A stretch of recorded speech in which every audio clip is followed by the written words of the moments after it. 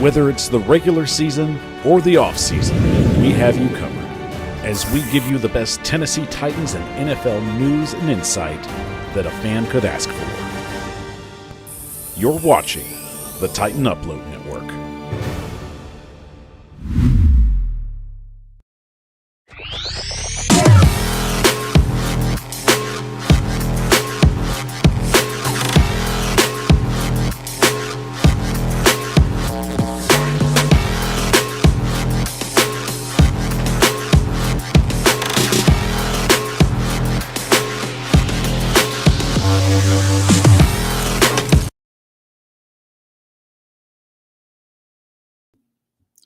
The Power Hour is on the air, live streaming on YouTube, Facebook, X, and Twitch.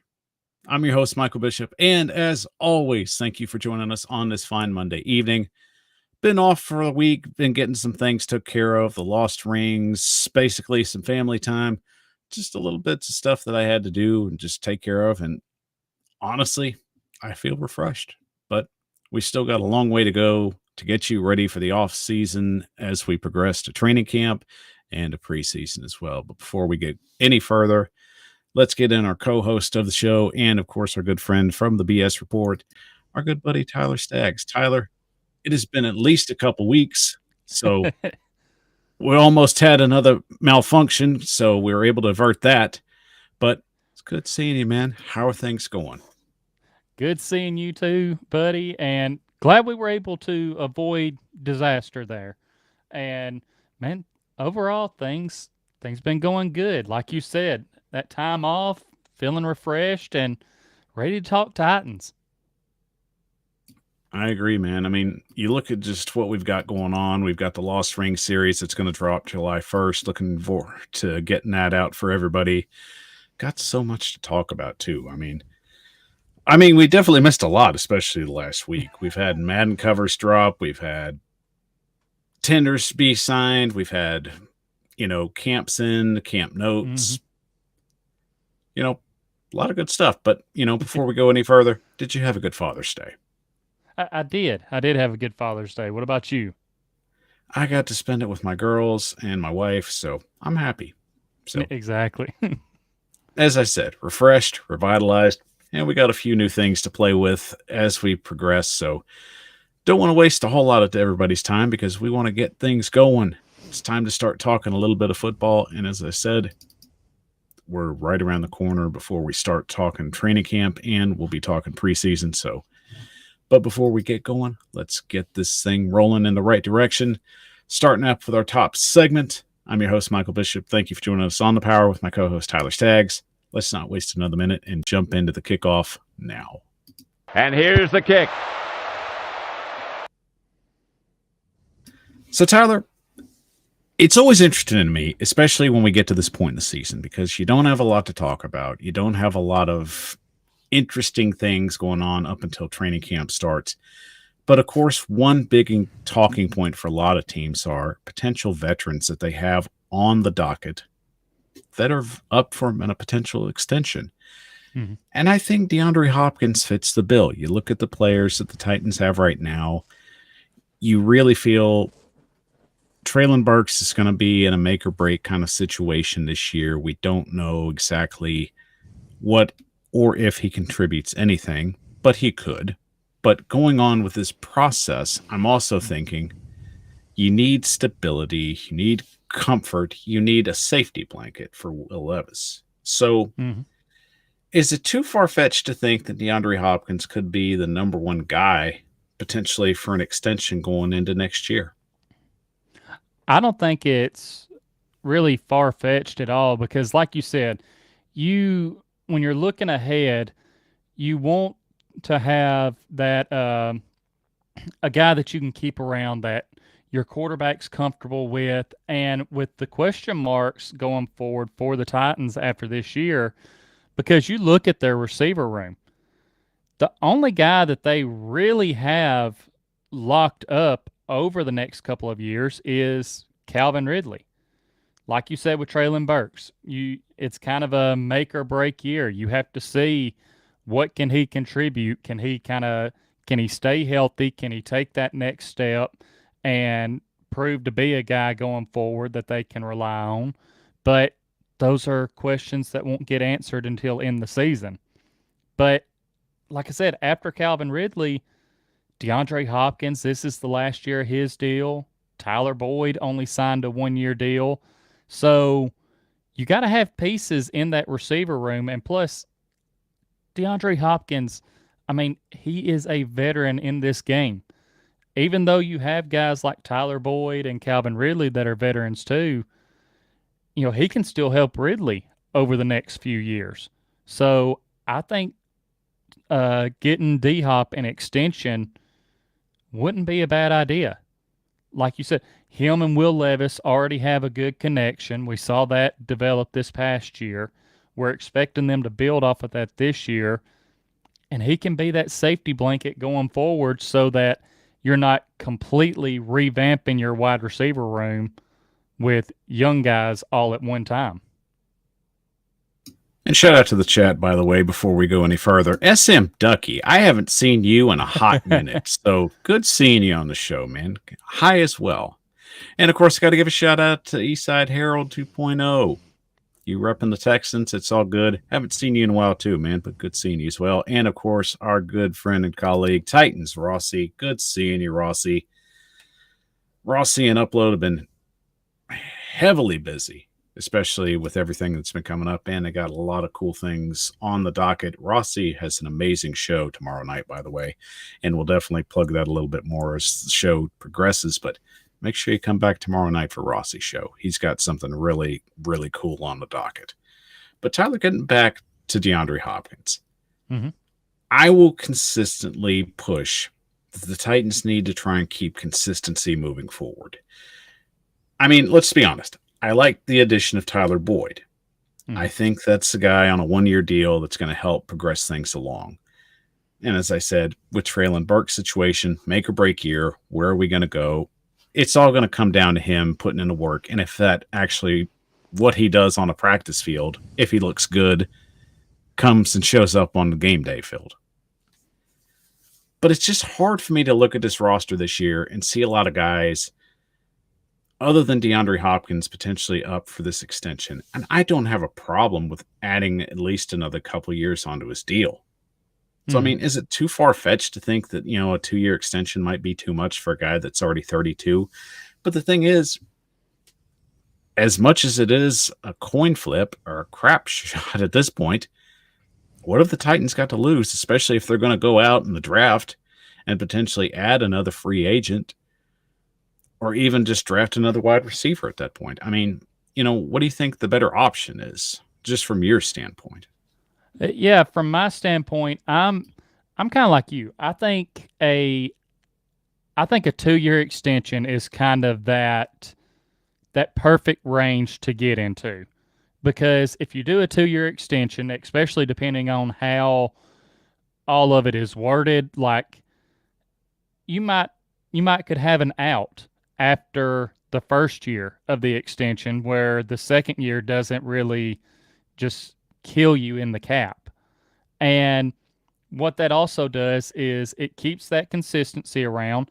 And even if it's 2 years and he goes out the first year of that extension and he continues to be consistent, put up 1,000 yards, just continue to produce for the offense, you still have him for the next year. And like I mentioned earlier, just his veteran presence, especially if you go add another wide receiver in free agency after this year, or if you decide to draft a young receiver, you're giving him one of the best in the league over the last, 10 years to learn from in DeAndre Hopkins, to soak up all the information that he can get from him and be even more prepared.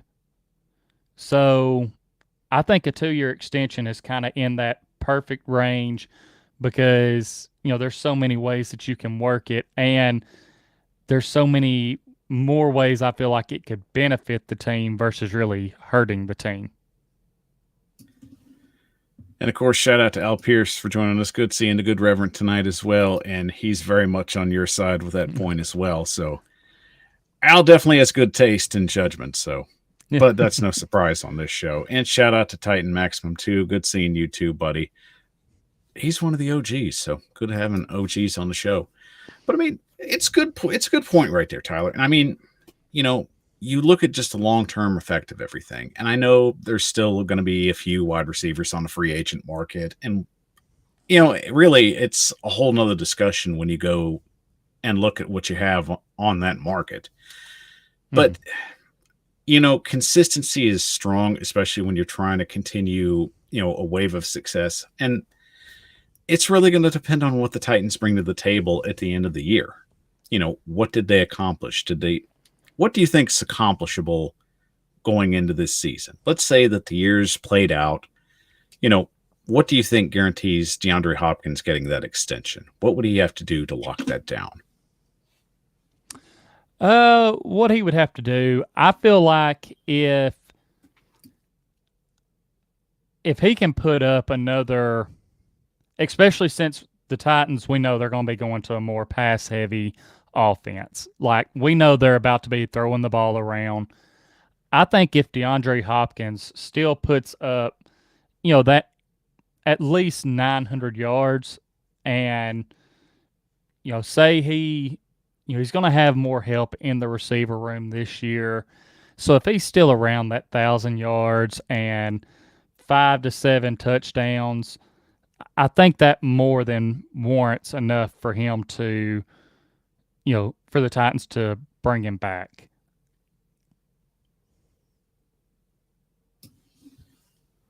And I think that's fair. I mean,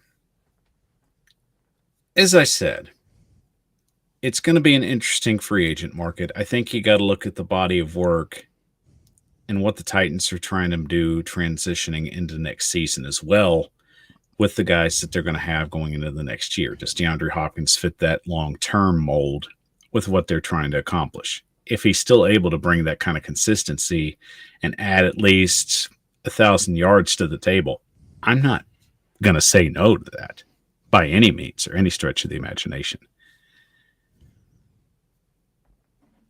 However, though, let's just play devil's advocate for a minute. We know Brandon Ayuk's situation. If anybody's seen what's going on Twitter or X, things aren't going so well at that end.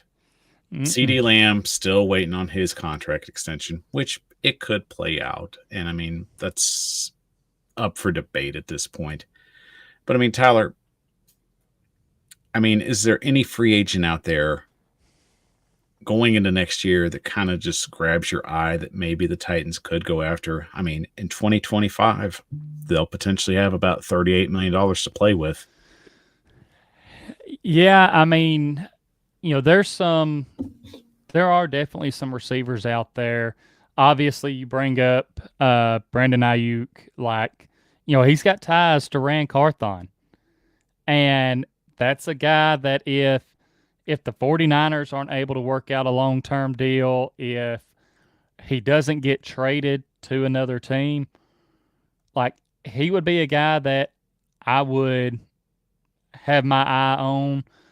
I think CeeDee Lamb, I think he'll for sure be off the table. I don't think he ever hits the free agent market next year. T. Higgins could be another one. Again, we talk about being, that familiarity between guys, and Brian Callahan, T. Higgins. He's already brought in Tyler Boyd this year. That could be another guy that I would have my eye on. So, definitely a couple of guys that if they do truly hit the market next year, I could see the Titans pursuing them as a way to get younger and also add talent to the receiver room. And definitely want to remind the chat tonight, it is our third annual Q&A day. So we're super excited to take all your Titans, NFL, and just any questions in general you got.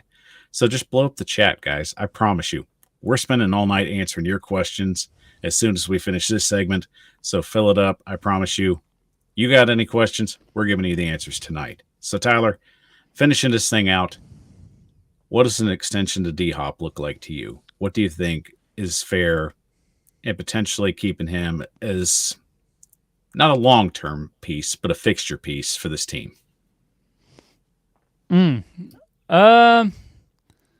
Still going to stick with the 2-year mark. As far as money-wise, I'm trying to remember what his contract looked like for this last deal.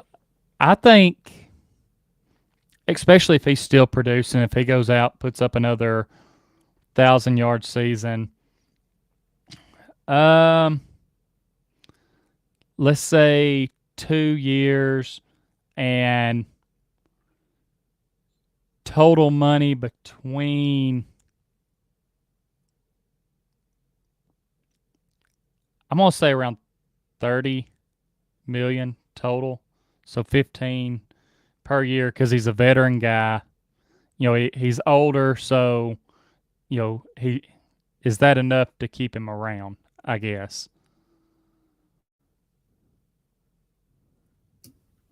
And I mean, I'm thinking around that range. I look at his skill set and I look at, potentially teams, what they're going to offer. I think they might go just a little bit lower depending on his production going into the 2024 season. I will, however, say he's done very well here. He looks like he's fit in very well with the community. Obviously, he's done a great job at just being a great ambassador for the team and just reaching out to just the locals and set up some amazing events as well. I mean, especially with his charities and his charity work. I feel, especially when a player gets to this point in their career, I think you have to ask yourself, is it that much more important to me to go out and try and just get less money for somewhere where I'm probably just going to end up having an opportunity at winning a ring, especially in a system where I don't fit in well, or as I feel productive, do I feel I can stay somewhere, continue to grow, help other players along, but also build my resume for the Hall of Fame? Mm-hmm. So, I mean, he's got a lot to ask himself in this upcoming year. I don't have any 100% answers because, obviously we haven't played any games. This is basically just summer speculation because this is all we got right now. But I do think it's worth asking, especially when the Titans start wrapping camp up and start asking themselves, what's in the best interest for this team long term? Is it worth giving DeAndre Hopkins at least a 2-year extension? Is it worth keeping him around to help continue to pave the way for making this team more progressive and more competitive? All I can say is we'll see. But the thing is, the Titans will definitely have some options going into 2025.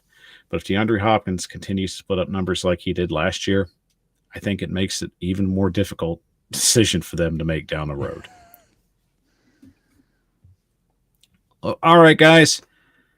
We're going to take a quick break, and when we come back, it is our 3rd annual Q&A day, and we are super excited to get to your questions, whether it's Tennessee Titans, whether it's NFL, whether it's anything in general you want to talk about. We dedicate this show to you, the fans, because we want to get to your questions and answer whatever you got for us tonight. We give this whole segment to you, but we got to catch our breaths before we get going, because I know you got the questions, so we're going to try and come up with the answers.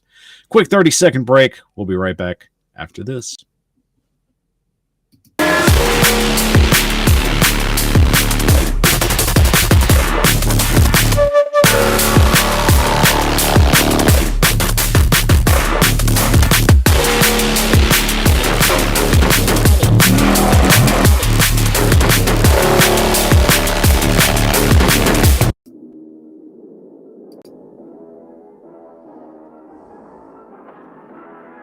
You're watching the Power Hour with your hosts, Michael Bishop and Tyler Staggs.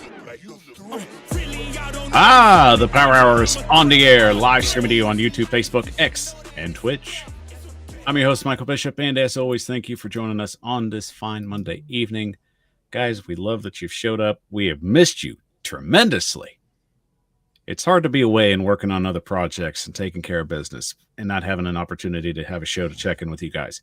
As I said, we've been working really hard on other things that we needed to get done for the off season. The Lost Ring series is our number one commitment and priority right now, so we're really excited for this to be coming up July 1st. It'll be a 6-part series. We got 6 really good teams to break down. I kind of want to tell you one of them, but I'm pretty sure some of y'all might know. But the other 6, there's definitely going to be some good ones, and there's going to be some where you're like, well, why didn't you guys pick this team, or why didn't you pick that team? I promise you, if I explain everything now, then you got, where am I going to go? Exactly. So I'll just say this. We were very strategic in the way we went about this. We wanted to make sure that this was a true representation of these teams having an opportunity to win a Lombardi and how they could have done it. And of course, what went wrong in the case where they didn't win it. So we put in our homework. So I promise you, this wasn't anything that we just whipped up at the last minute. We definitely really had to do a lot of research on this. These are 6 individual teams, and believe me, it is hard finding any kind of just reasonable information that helps you along with this story. So we wanted to basically build this story up from the ground the right way. So we're very excited. July 1st, the Lost Ring series will drop. Really excited to get that out to you guys. We have been busting our hump. So we hope you love it, but it'll be a good time. And of course, it helps us get to the preseason even quicker, which is the goal here. We want to talk football, real football. So, of course, guys, don't forget, if you love the show, help it grow. Follow us on all our social media platforms. See, I'm already out of practice. I can't even get that word out straight. So, as I said, follow us on all our social media platforms, wherever you find the Titan Upload Network, and make sure you give those a big like, follow, or subscribe. All right, Tyler. It is our 3rd annual Q&A day on the Power Hour. This has been one of my favorite segments to do. We do it yearly, and I am super excited to get to everybody's questions tonight. Whether it's Tennessee Titans related, NFL related, or whether you just have a question for me and Tyler in general, this is your segment. This is a segment we give for you. We are demoting ourselves and just sitting back and letting you give us whatever we need to figure out for whatever question is on your mind, and just trying to get you through to the regular season. So guys, fire away. So Tyler, you ready to get these questions? Let's do it. Let's fire this bad boy up, getting into our Titans talk or NFL talk. Let's go.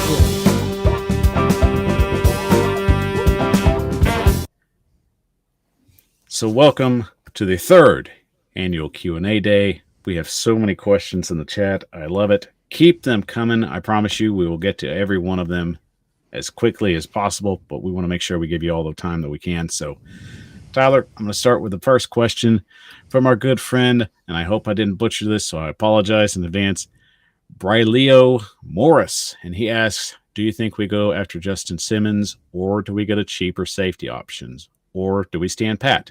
So, Tyler, I give you the floor first.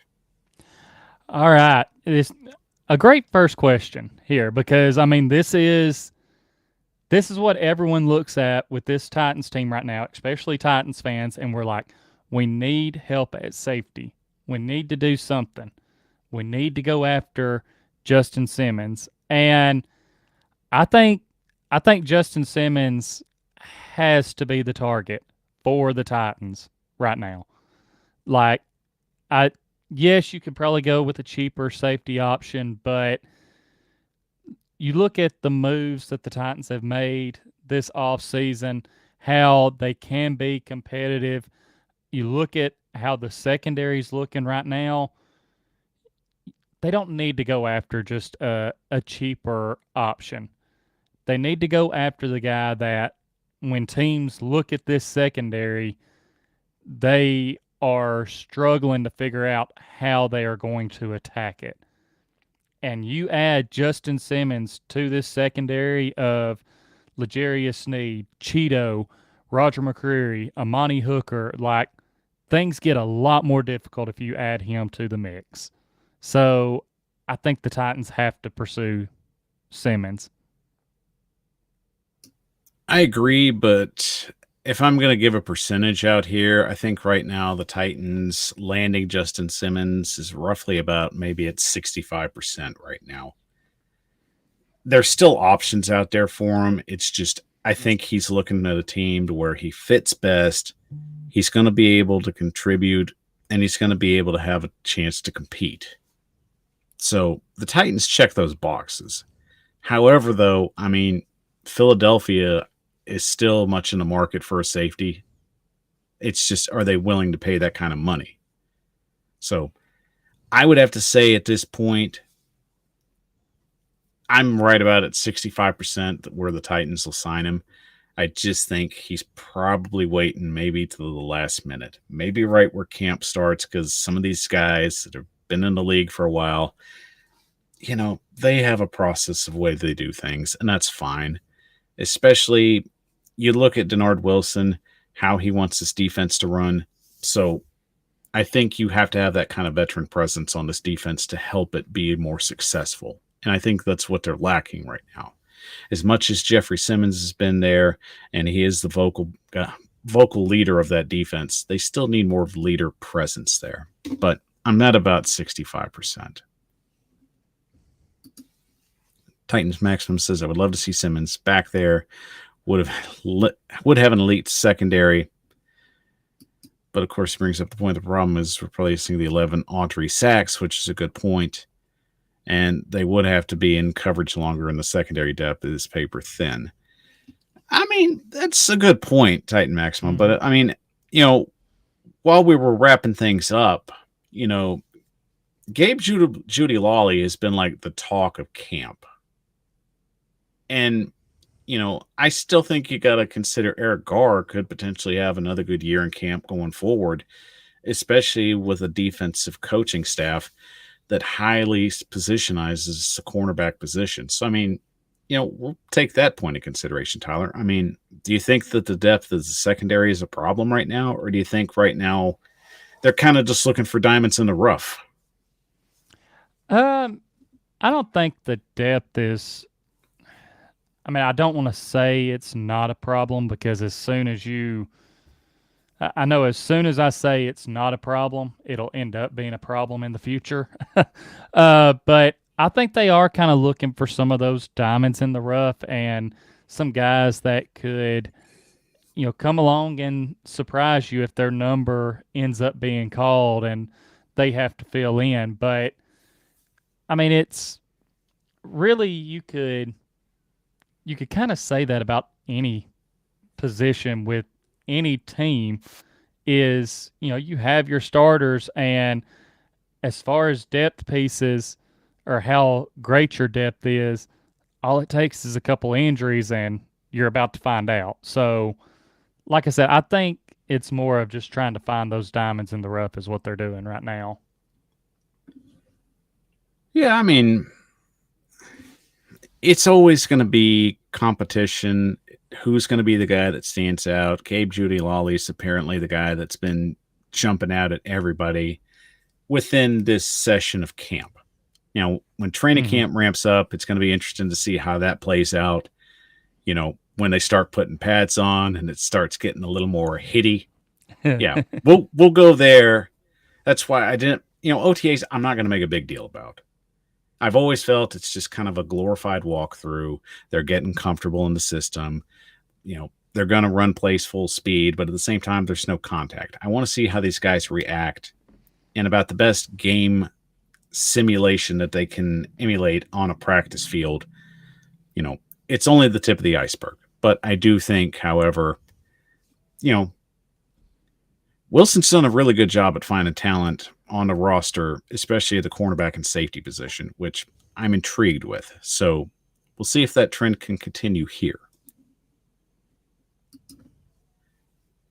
Titans Maximum asks, will season 4 of The Boys be good as the others? Tyler, I'll let you jump on this one. I honestly have no idea. It'd be better if we were in it. Boys. Yeah, that's right. I mean, we could pull some ratings in there. I don't see why that'd be a problem. Throwing that out there. If there's anybody from the boys just checking us out, there's some talent in the room. Don't sleep on the people on TUN, man. I'm just saying. Leo Morris says, I think D-Hop could do a friendly deal. Maybe. We'll see. Shout out to Clowney Super Bowl. I know he's been psyched about the Lost Ring series, so I promise you it's coming. It's coming, Clowney. It's coming. I promise. Damian Williams is underrated as Flip. I agree with that. Williams wasn't anybody that I felt was going to jump out on paper or even on game film, but he could really make some contested catches when he had any opportunities to. I just don't think, I'll call that the period of the Titans where it was the dark age, where we couldn't develop wide receivers and guys kind of just went out there and just did whatever they could do.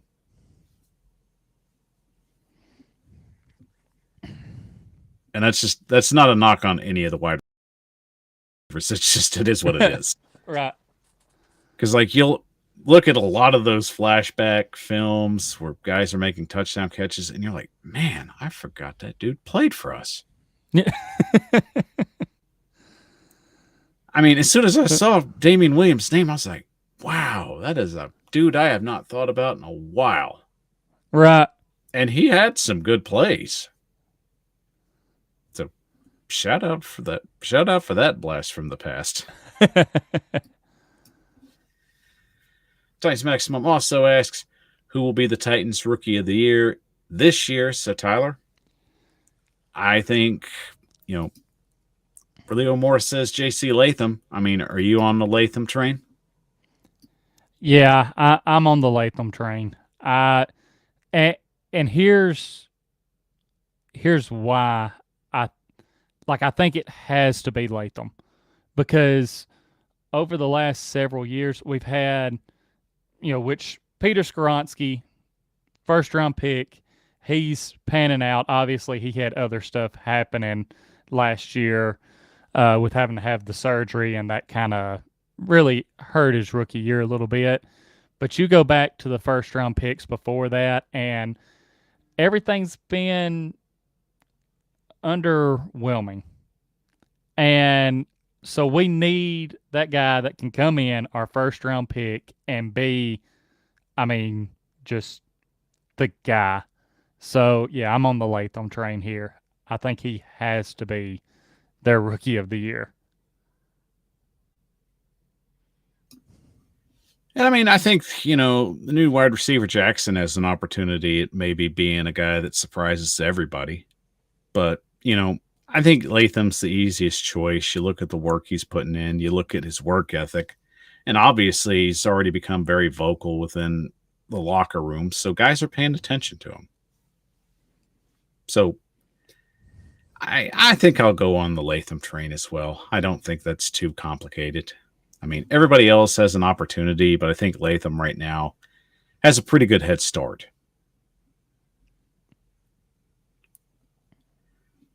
So another question from Titan Maximum. Over under on Will Levis. 3,500 yards. Man. Mike, I'll let you take this one first. I want to see what you have on it. I expect Levis is going to be told something that he probably hasn't heard a lot since really his college days. And Callie wants him to cut loose. He wants to see what he's got. So he's going to sling the rock a lot. Mm-hmm. You hope that it's going to be consistent and he stays away from making those crucial mistakes. So I will say over. Easily over And if I'll also say if the offensive line can keep him standing up straight. Yeah. If we can get that going, that's going to really help push that over as well. But I'll easily go over because I expect that they want this to be a pass-oriented offense. They want Levis to go out there and sling the rock. And I'll be honest, Tyler, in a lot of those practices where everything started closing up, and I mean, as bad as things were saying, as he was having a couple of bad days and then really pulled together on the last day before they went on their break, I was getting some Brett Favre vibes. I don't know if anybody was feeling that, but Levis to me was just out there, his enthusiasm, the way he was just talking to the guys, the relaxed manner that he kind of just went about things. It just came off a little Brett Favre-y. The good Brett Favre, not the one that ripped off a school. Yeah, exactly. Yeah, and that's where my mindset has been as well. Obviously other factors. You got to hope the offensive line can keep him upright, but we're talking about now Levis being put into an offense that's going to be pass heavy, and like you said, he's pretty much going to be told. Like, I know a lot of it's going to be timing and everything, but they're telling him, cut it loose. Like, get the ball in the air, get it to your guys, let them make plays. And I think he's going to go over 3,500 yards. Like, going, again, to the pass-heavy offense, being told that he can cut it loose. Now, like you mentioned, I pick up some of that Favre vibe on the field. He's going to be a guy that cuts it loose, slings it down the field, and probably throws some passes that he should not throw into some tight windows that he should not be throwing them into. There's a gunslinger mentality. Yes, he is going to let it rip. So I would take the over on it. I think another good over-under question we'd have to ask, can Levis over-under 10 interceptions?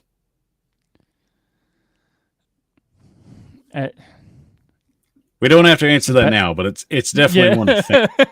Because believe me, we can do a lot of over-unders on this, but this is our fan segment, and I don't want to take up too much time of our pettiness.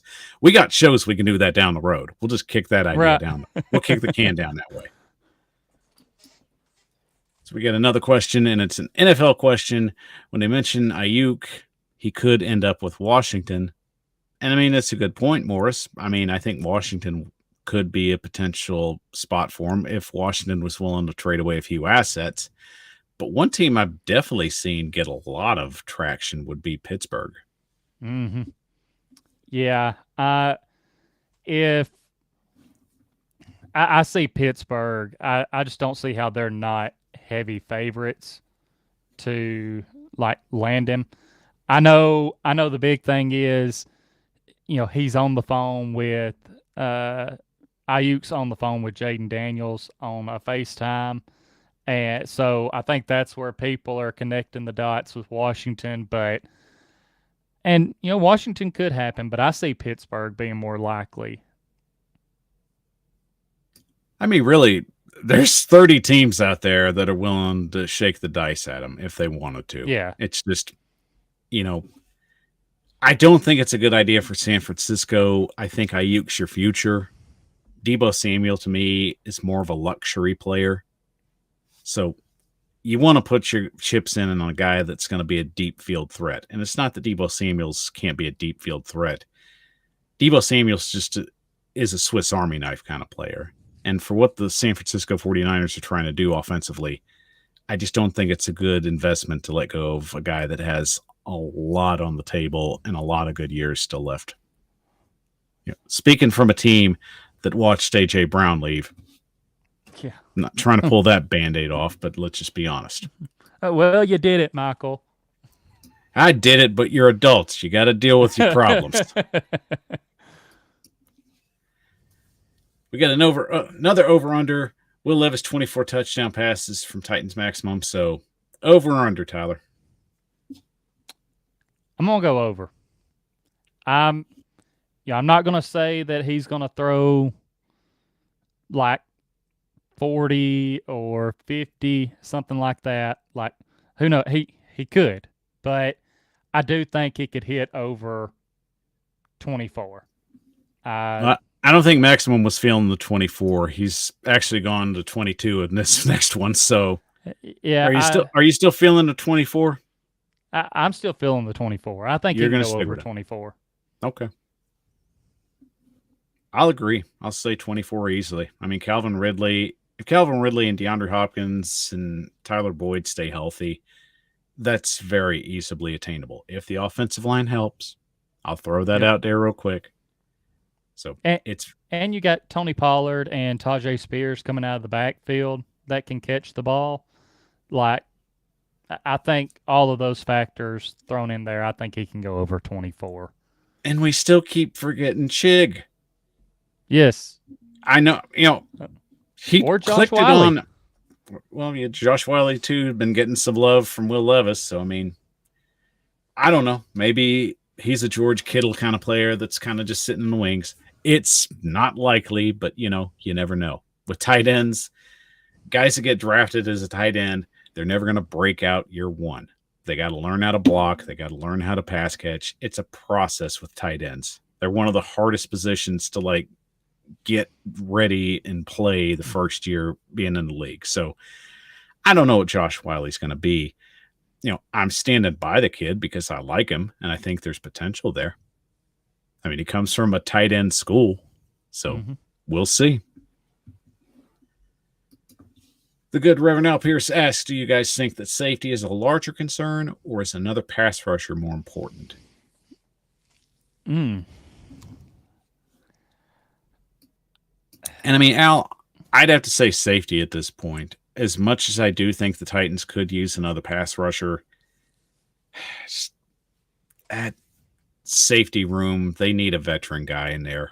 And it's not a knock on Molden or Hooker's work. It's just, I think they need a guy that's going to match that kind of energy with the starters.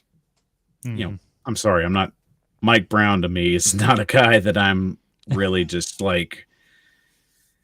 out here trying to sell that he's going to be a potential Pro Bowler. I mean, if he does, then good for him. He proved me wrong on that. I'll admit defeat on that. But right now,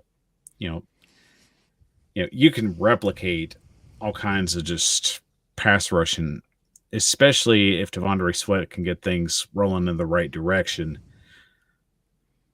That's adding more pressure on the defensive line to help the edges break loose. But I just look at the safety position, and if you're trying to become a more pass defense and run press, then you got to have another safety in there that can do it. Yeah, and I agree. I think I give the nod to safety being a bigger concern. Like you said, not a knock on these other guys, but I would I don't know how much I trust Molden back there as far as being a starter. I think he's a guy that, as far as a depth piece, I think he can be a good depth piece, but I would prefer for them to have someone else out there over him. And like you mentioned, just adding another veteran presence and, potentially a guy that's done it at a higher level for his career. So I think safety. Shout out to XD Gamer. Haven't seen Gamer here for a little bit. Glad he's ready for Q&A day, and he's shooting off one right at the point. Can you admit Trevor Lawrence is your king? No. The only thing Trevor Lawrence is the king at is he's the king of turnovers and somehow still getting paid $55 million a year, even with all those turnovers. I mean, maybe he's the king of, Pantene Provine or, Head and Shoulders. I mean, somebody had to take that title from Troy Polamalu, so I guess it's Lawrence. Good for him for getting the bag, though. I'm not mad at him for getting paid. Dude got paid, so, good for him. Like you said, good for him. He got the bag, but He got the bag at being minimal. So, yeah. I'm pretty sure Dak Prescott and Tua Tagovailoa are like loving that right now. Like, oh yeah, we getting in that 50 mil club.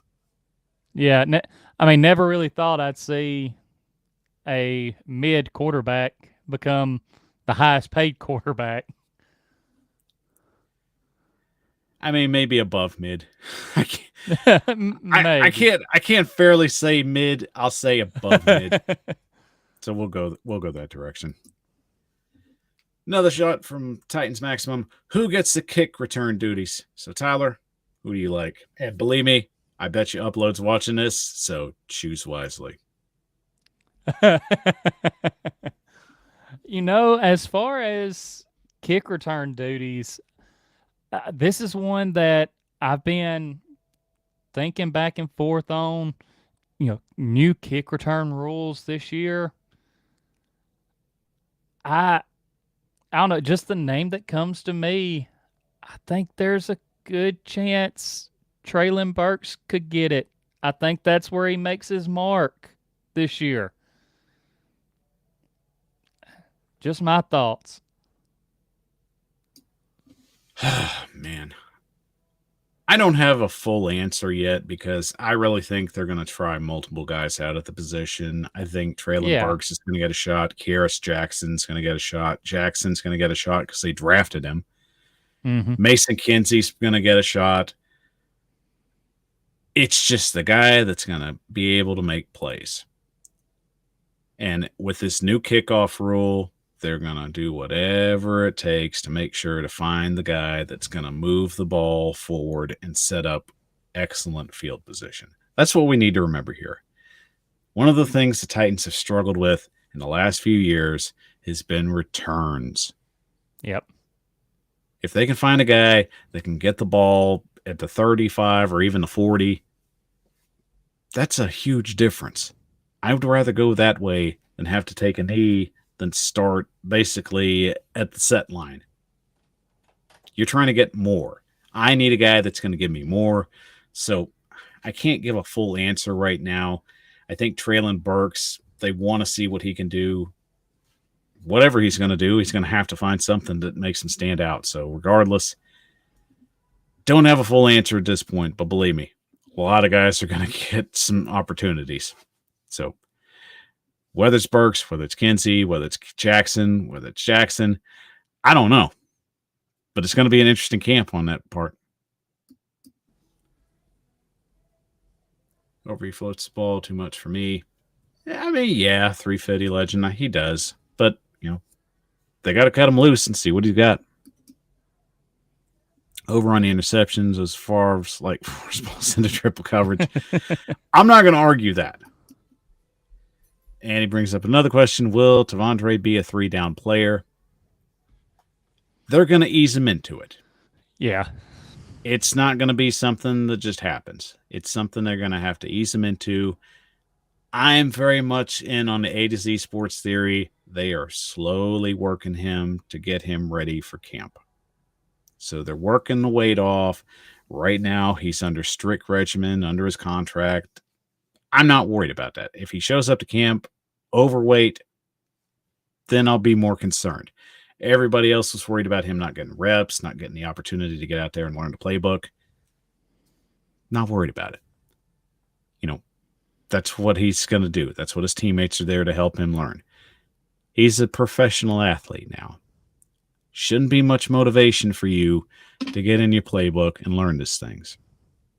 And of course, the biggest thing is they're probably limiting him because they don't want him to get hurt. Because guys with that much weight and in the NFL, they train different, they play different. Yeah, he came from Texas. I get that. Texas tries to hang with the big boys.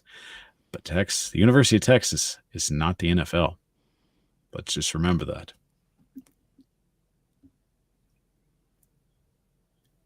Even the heaviest lineman can put some speed down the field because you're putting out the best of the best.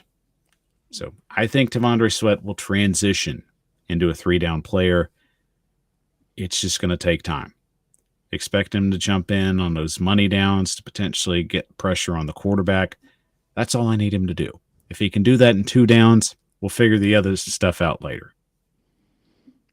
Yeah, and I'm right there with you. I think it's going to be one of those things where they ease him into it. Eventually, yes, think he could be a 3-down player, but it's just they're going to slowly ease him to that. And like you said, if he can make an impact on 1st and 2nd down, hey, we can figure 3rd down out another way. Or even 1st and 3rd down or 2nd and 3rd down. Yeah. Just be impactful on those 2 downs. We'll work the other down in there eventually. Hell, we'll throw a 4th down in there if we got to. Right. I mean, let's be honest. Jeffrey Simmons, his first year, took him a while to get his feet wet. But believe me, you start learning, you work as a professional, you get to that level where you're comfortable doing it. So regardless, I think Devondre will get there. It's just a process. You got to be patient. More catches, Chig or Josh? Josh. Well, I'm going to go with Chig on this one.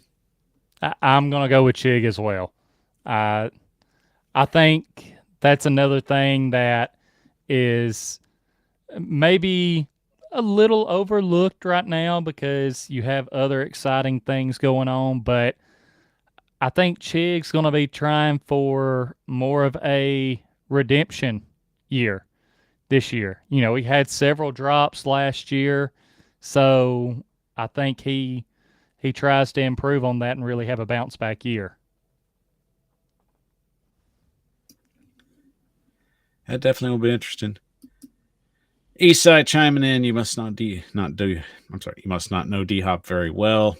I hate my contacts. I really I should have worn my glasses. This is not helping me. You must not know D-Hop very well if you think that he's doing a team-friendly deal. He's never been that guy. Well, that was then. This is now. Guys get older. Guys' opportunities start getting a little slower. I mean, maybe there's a contending team that wants to give him a low-pay deal to potentially let him ring chase. But, I mean, if that's where he's at this point in his career, that's where he's at this point in the career. And, I mean, there's plenty of teams that are going to pay him. It's just consistency in what he wants. And if the Titans feel that he's worth investing at least another 1 or 2 years in, which if he produces the numbers, I don't have a problem with. Al Pierce says TA calls his sunshine. That is talking true. about T-Law. Yeah. Billy Mullen says need a speedy guy with this new kickoff. We'll definitely see how that works out.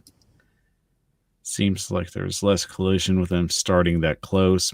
I think it's going to make it more interesting. You know, we'll see how it goes, Billy. I'm not 100% sure how this thing's going to work out. I'm kind of, it's kind of befuddling that the fact that, the USFL didn't use that or do anything with it, or is it the UFL, whatever it is. Tom Brady was on it yesterday. That was about all I paid attention to. Sweat might be a 1-down player. Well, I mean, you don't win an Outland Award for not being a 1-down player, so that's just my sense. Seaside.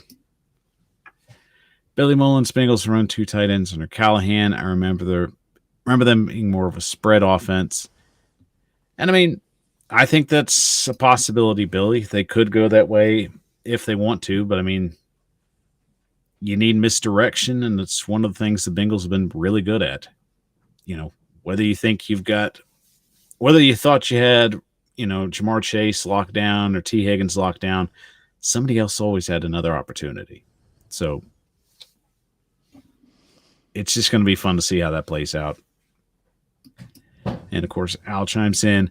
While he may have more touchdowns, Chig due to the red zone snaps, but Chig will eat in the middle of the field. And I agree with that. Good point, Al. Yeah. Chig's definitely the guy that you're going to get the ball to more, especially in the upfield positions. Wiley definitely could get more touches in the red zone, which, guy that's about 6'6", 6'7", you need to be giving him some easy throw-ups. Yeah. Phenomenal questions, guys. Phenomenal. I love doing this. I can't wait to break it out next year. So this was a great Q&A day. You were phenomenal. And I promise if you chime in any more questions while we finish this thing up, we will get to them. But as of now, we will conclude it because we have one more segment to go. So we're going to take a quick 30-second break and shut down shop. So closing it down before we get out of here. So we'll take a quick 30-second break and be right back.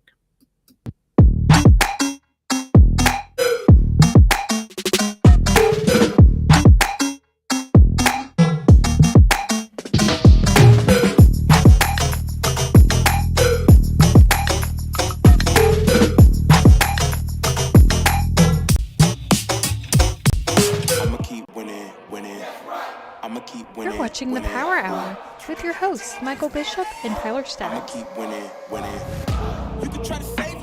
Power Hour is on the air, live streaming on YouTube, Facebook, X, and Twitch. I'm your host, Michael Bishop, and as always, thank you for joining us on this fine Monday evening. Guys, you made the third annual Q&A day a success because you showed up, you brought amazing questions, amazing statements. I am not shocked in one least. We have a phenomenal audience. You guys are the best at what you do, and you continue to make this network a success because you are the best. So, as always, round of applause for you guys from us. I'm bringing out the big audience because you guys deserve it. I am not holding back on it. You brought in some great questions tonight, guys. I love Q&A Day. It is one of my favorite segments that we get to do. So thank you so much for joining us. But before we get out of here and get you out of here, I promise you, if you chime in a couple more questions, we're going to get to them. So Titans Maximum jumped in one more. So we'll answer that before we close down shop. So Tyler, I'll let you answer this one. Who's playing the new nickel quarterback situation? This question coming from our good buddy Titans Maximum. So who do you got? So, I mean, the nickel corner, I feel like we'll have Cheeto and Snead on the outside. So, I mean, McCreary's our guy inside there. I'm not going to debate too much on that. Seems good to me. So that works for me. So what do you say we shut this thing down? Because everybody's got things to do and work tomorrow. So you ready to hit it? Let's do it. Let's hit that damn theme music. Closing time. Good night, losers.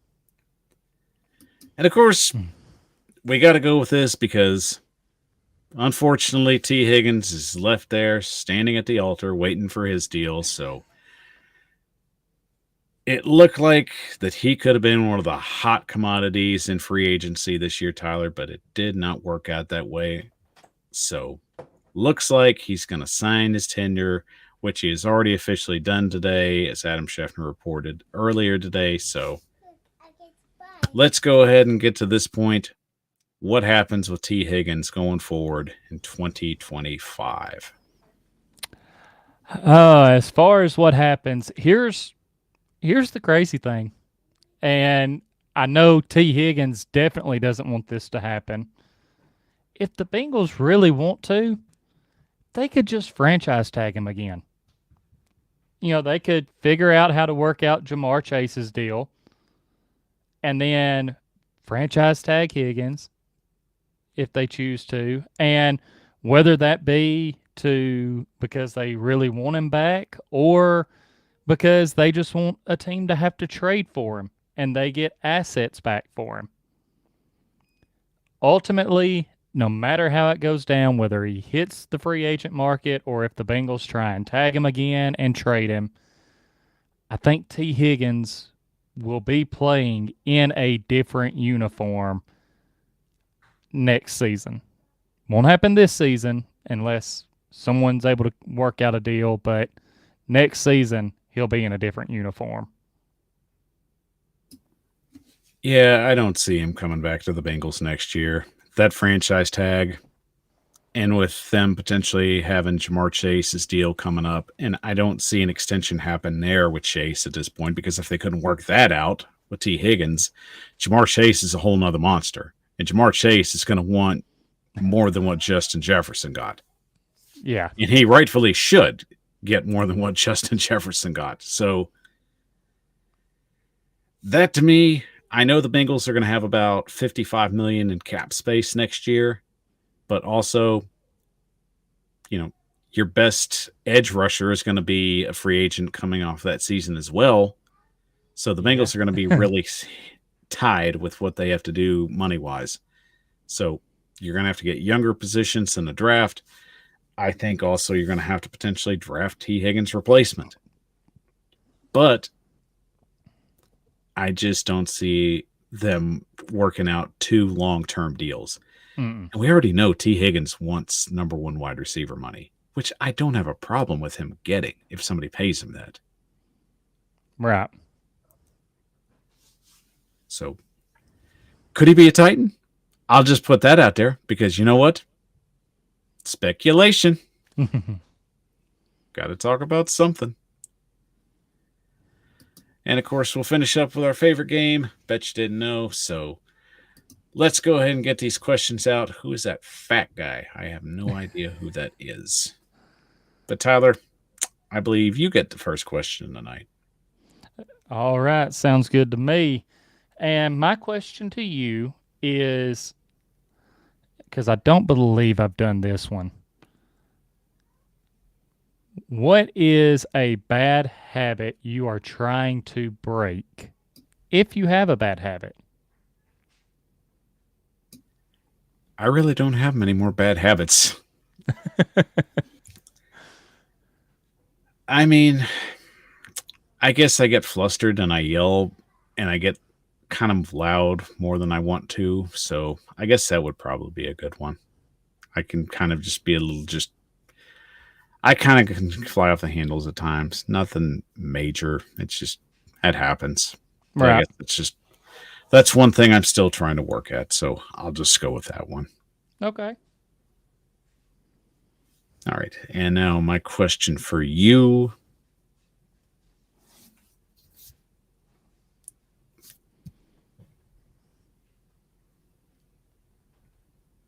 Which would you rather do? Would you rather support a team that you hate in order to win a bet? Or would you rather your team lose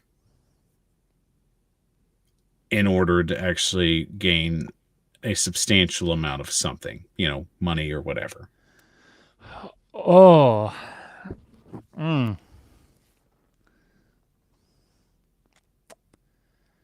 So either support a team I hate to, let's just say, win a bet, or my team lose to win, and we'll just kind of keep it in betting terms, to win a substantial amount of money. How much money would we be talking about me winning on supporting the team that I hate?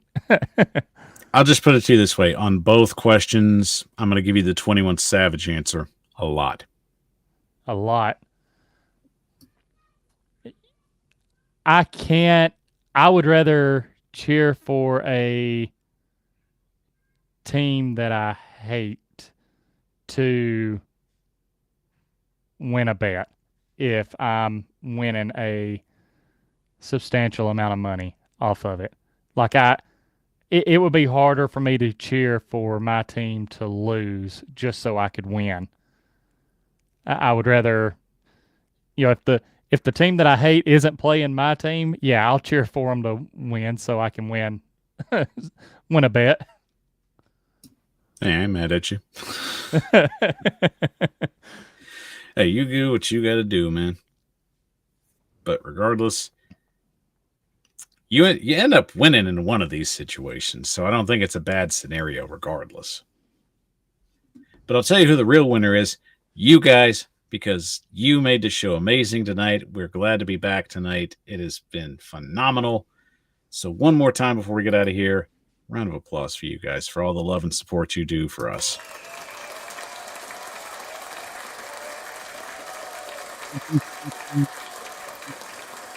The Titan Upload Network.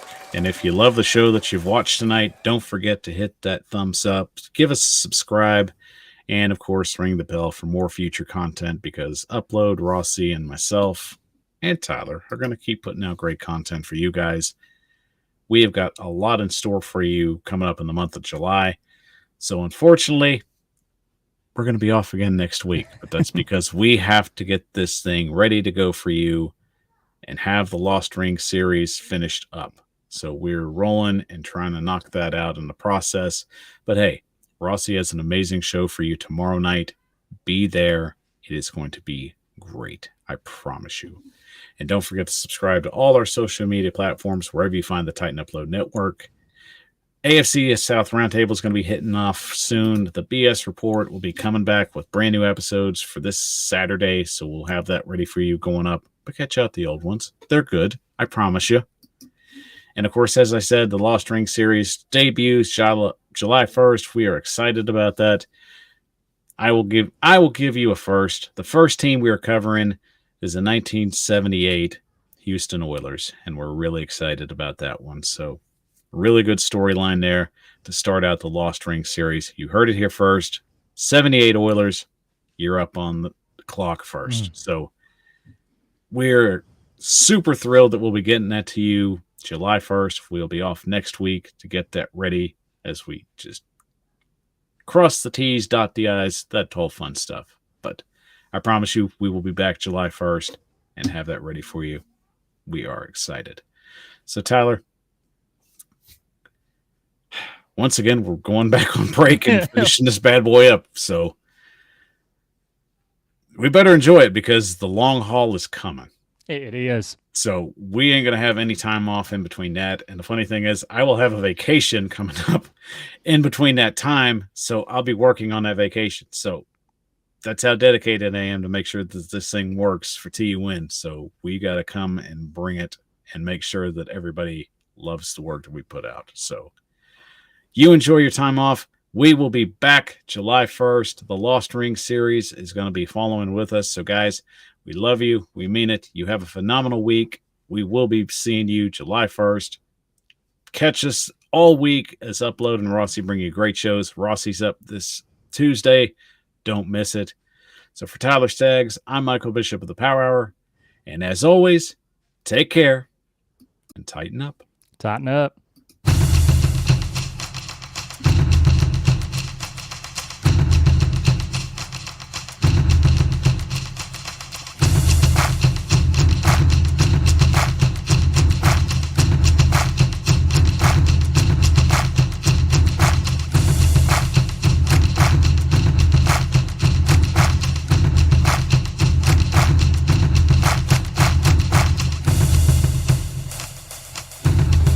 You're watching the Titan Upload Network.